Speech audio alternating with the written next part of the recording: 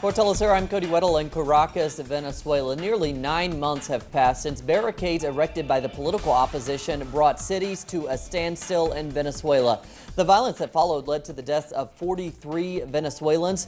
And as our correspondent Rachel Boothroyd reports, the families of those who died continue to seek justice. They are faces which are virtually unknown outside of Venezuela, yet each of these photos represents one of the 44 lives that were taken during the violent barricades which erupted in February this year in an attempt to overthrow the national government.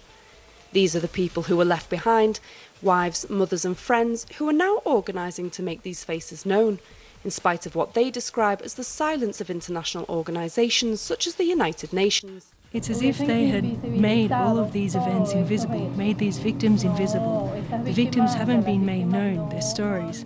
That's why we want these stories to be heard, to be made known.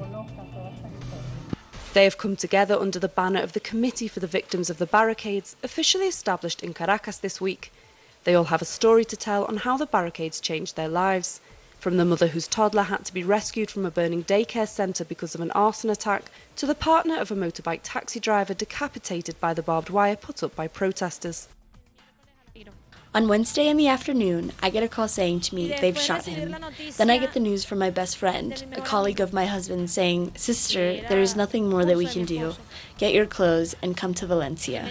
The barricades are said to have been a strategy thought up by right-wing politician Leopoldo Lopez, currently in jail and facing trial for promoting public violence.